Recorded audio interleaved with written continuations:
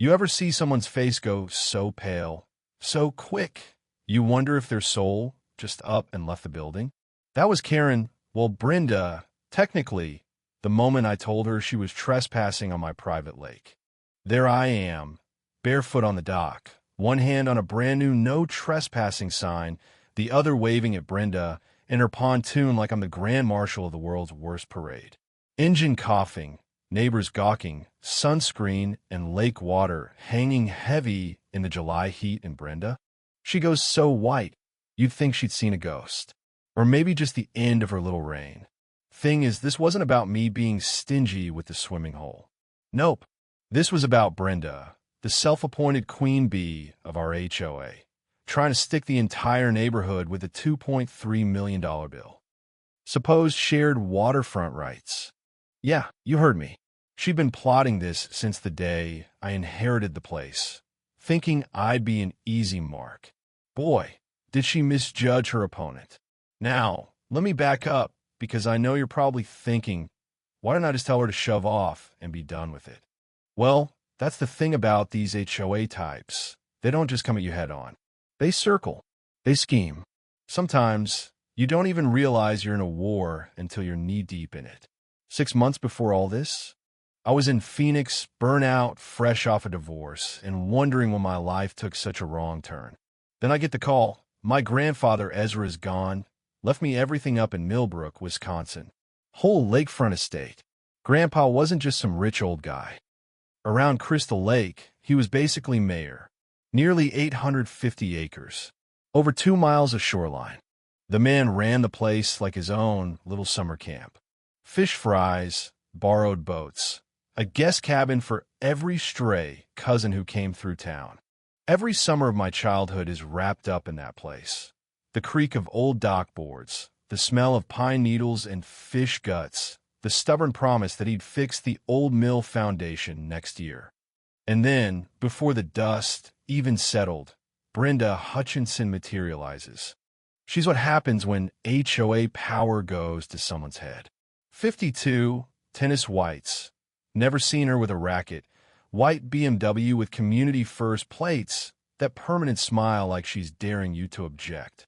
She marches up to my door 1 week after I move in, clutching a clipboard stacked with papers thick enough to block a bullet. Announces herself as Community Standards Director, a job title she cooked up, of course. She launches right in. We need to discuss your grandfather's informal arrangements with the community. Perfume so sharp it could cut through fog, voice dripping with fake sweetness. She slides a 47-page lake usage agreement across my kitchen counter, $12,000 a year in maintenance fees, all official looking. Says the community's always had an implied easement, but now that I'm the outsider, it's time to put things in writing. The way she spits out outsider makes it sound like I'm the villain in my own house. I tell her, politely as I can, that I'm still looking through Grandpa's papers. Her smile freezes so hard, I swear I felt a cold front roll in. Next weekend, I throw a barbecue for old friends, trying to capture a piece of those summers. It's all laughs and burgers, until Hurricane Brenda arrives, waving laminated violations, demanding a guest list. Your grandfather understood boundaries, she scolds, while my friends awkwardly grab their stuff and head out. Party's over, and there I am, standing on my own porch, feeling like I'd failed the old man's memory. So I start digging. That night, in Grandpa's study, I find a hidden panel. Inside, a cedar chest with land deeds, maps, water rights documents. The gold mine. One paper makes me laugh out loud. Crystal Lake Water Rights Grant, 1923, notarized and filed, giving my family exclusive ownership of the whole lake. Here's what my engineering brain knows. The courthouse doesn't lie. Brenda? She's selling a fantasy. By Monday, she ups her game, slaps a cease and desist letter on my windshield. Looks legit, full of threats about $500 daily fines, exclusive recreational rights. The letterhead? Pure theater. Community legal services with a P.O. box for an address. Not even a decent fake. I decide to see how deep Brenda's rabbit hole goes. First, coffee with Dorothy next door, been around since Carter was president. She tells me, your grandpa never charged nobody nothing. That woman shows up. Suddenly there's rules for everything. Then Jim Brennan, 3 houses down, drops the bomb. Brenda's been collecting $200 a month from 23 families for 2 years. $5,000 a month, just for printing fake invoices. The Hendersons, a young family, have paid $2,400 a year for what they think is community lake use. Their kids wonder why the new guy charges for swimming when the old man never did. It's time for a courthouse field trip. Sandra the clerk, queen of property records, helps me dig. Turns out, no HOA ever legally filed. Brenda owns 0 water rights, and Grandpa's old survey proves private lake ownership, line by line. When Deputy Carson shows up about a harassment complaint, Brenda claiming I vandalized the bulletin board, I just lay out the deeds. The look on his face? Like a cop realizing he's been called to arrest the homeowner in his own house. We drive to Brenda's together. She's out front, watering flowers in full tennis regalia. Deputy gives her the rundown, all polite, but she's rattled.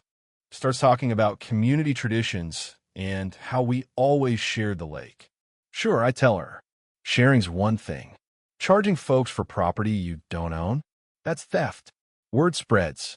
Families stop paying. The hardware guy tells everyone about the lake war. Jim wants to help me research HOA laws. But Brenda? She doubles down, taping another final notice to my door, threatening lawsuits based on verbal agreements. She starts holding secret meetings, telling neighbors I'm plotting to fence off the shore, ban swimming, and charge admission.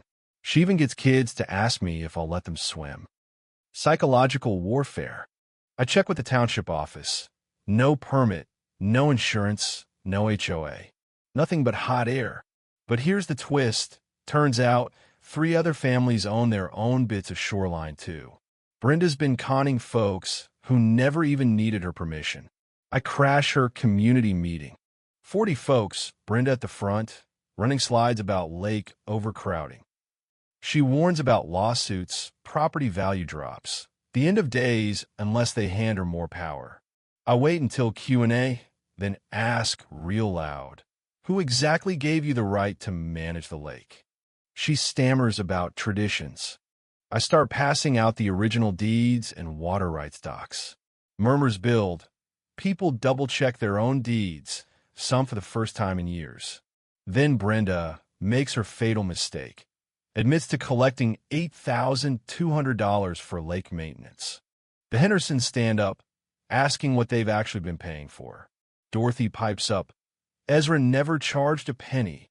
Brenda bolts, shouting something about legal counsel. Next morning, I find survey stakes and development ribbons on my land.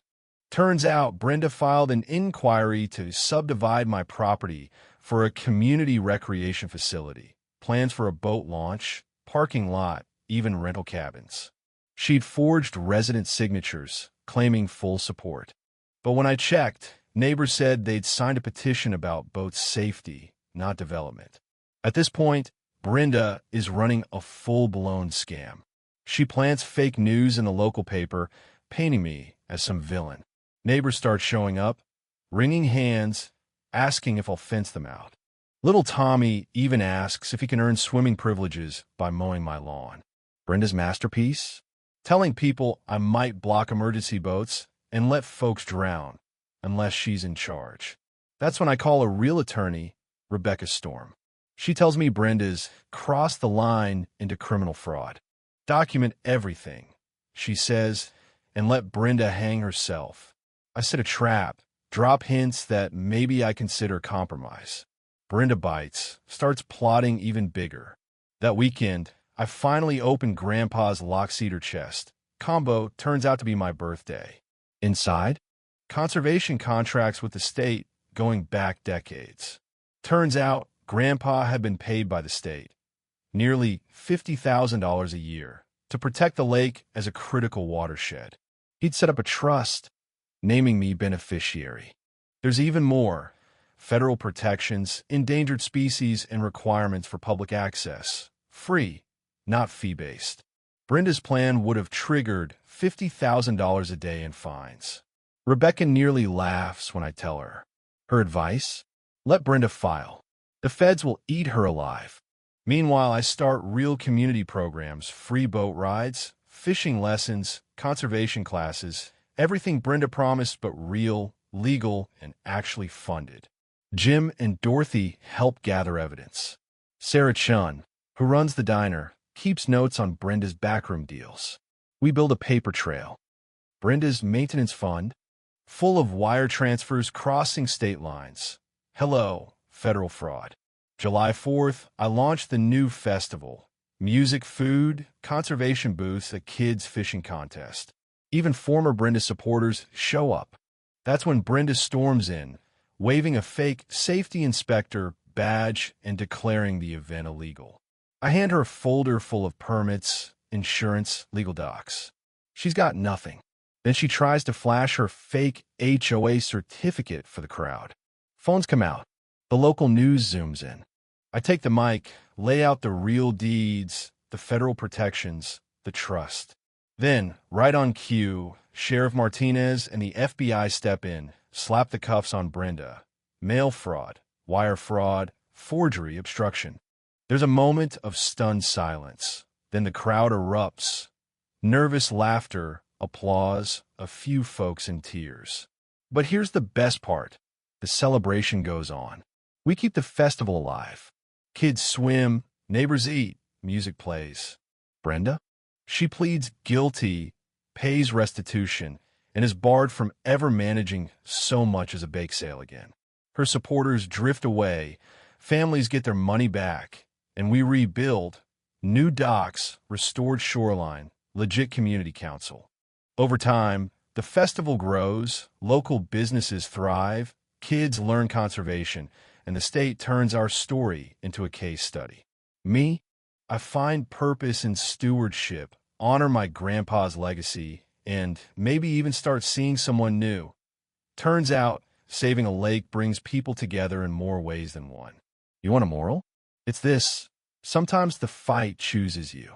Sometimes standing your ground uncovers a scam bigger than you ever imagined. And sometimes karma arrives on a pontoon boat, looking for a place to dock. So now I've got to ask, what's the wildest stunt your HOA ever tried to pull?